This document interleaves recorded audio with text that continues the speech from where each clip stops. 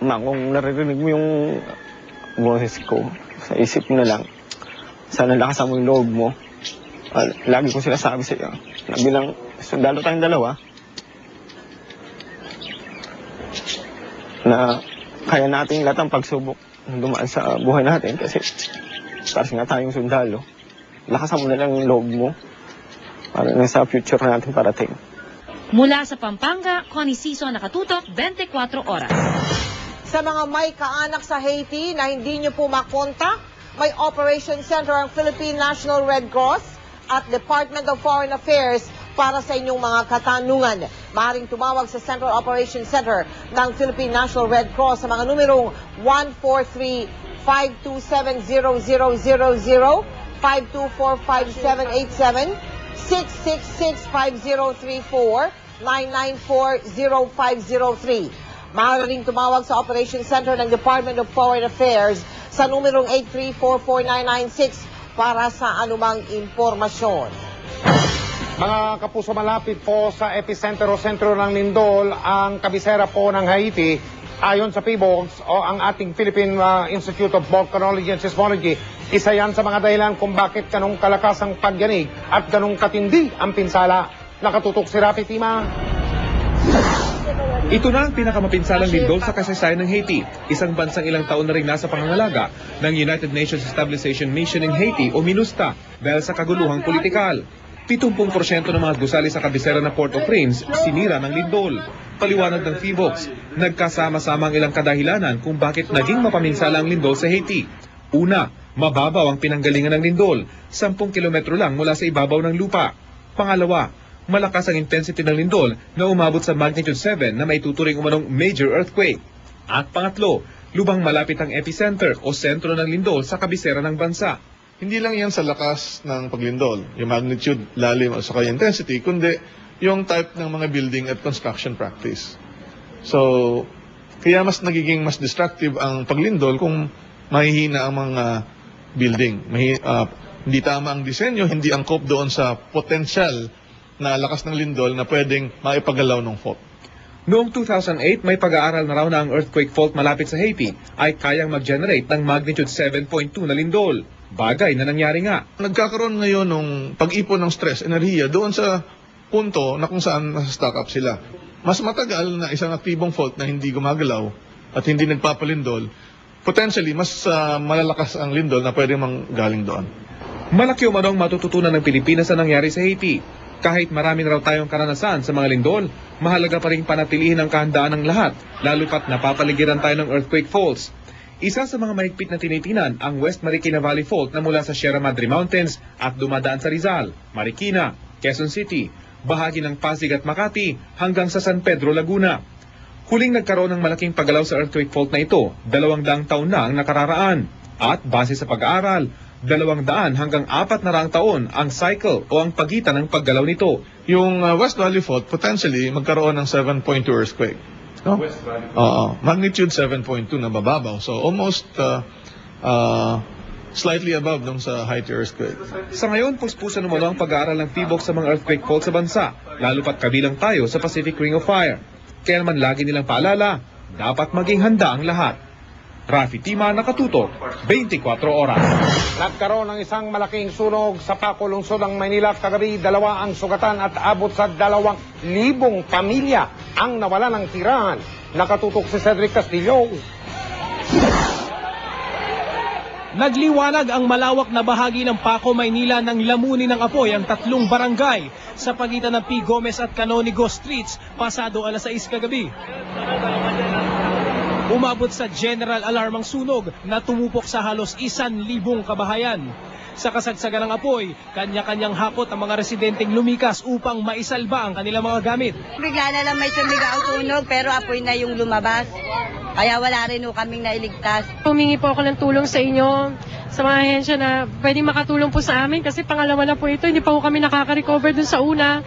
Walang naiulat na nasawi pero 2 ang sugatan. Tinatayang 10 milyong pisong halaga ng ari-arian ang napinsala ng apoy. Patuloy ang investigasyon sa posibleng pinagmula ng sunog. Alas 5:40, unang alarma, umabot tayo ng general alarm, alas 6:36. Under control ito, alas 9:36 na.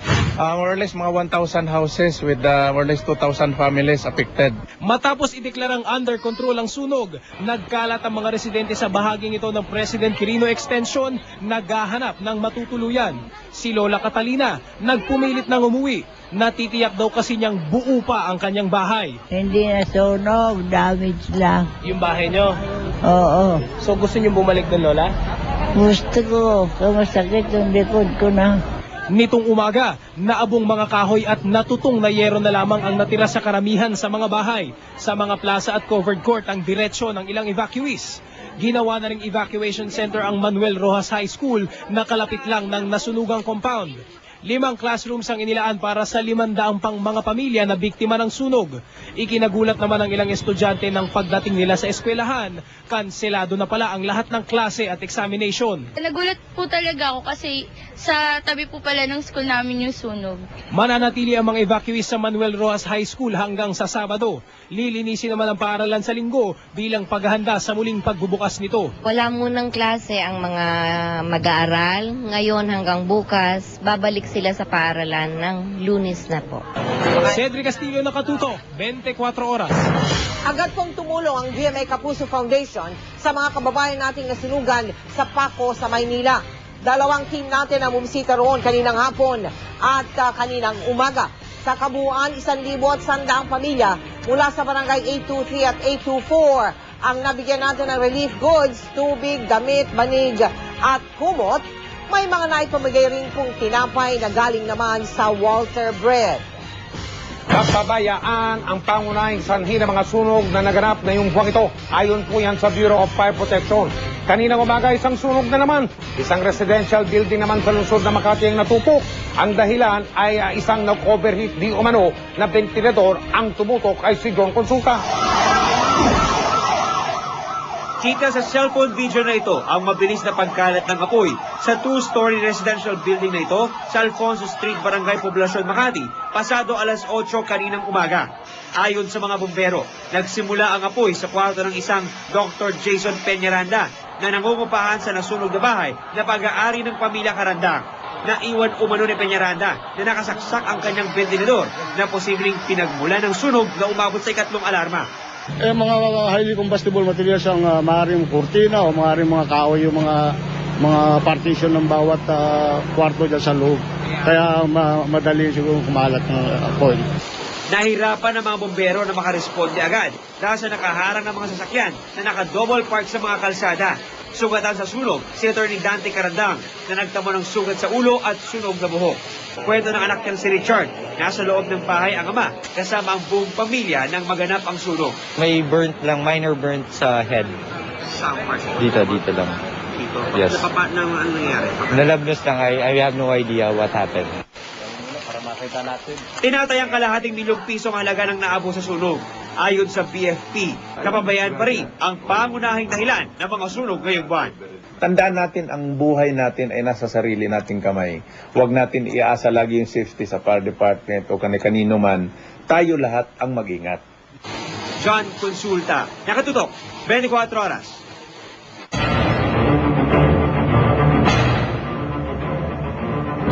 Magandang balita tungkol sa killer quake sa Haiti. Isang sundalong Pinoy ang naiahaw ng buhay mula sa pagguho roon. At tulad niya, malaki naman daw ang tsansa na ligtas ang 3 pang sundalong Pinoy na hinahanap pa rin dahil hindi raw matinding tinamaan ng lindol ang gusali kung saan sila nag-oopisina. Nakatutok si June Veneracion. Siya si Corporal David Katakutan, ang sundalong Pinoy na narescue kaninang tanghali sa basement ng Gumong Hotel sa Haiti na tinamaan ng malakas na lindol. Ang mga kasamahang sundalong Pinoy din mula sa UN Peacekeeping Force ang nakasagip sa kanya. Meron po tayong ginawang initial na medical examination at ang nakita lamang natin ay mga minor bruises. At sa ngayon ay nasa magandang kalagayan siya. 3 pang sundalong Pinoy ang hindi mahanap. Sina Sergeant Eustacio Bermudez, Sergeant Janice Arosena, at Data Processor 3rd Class Perly Pananggi. Malaki naman daw ang tsansang buhay pa sila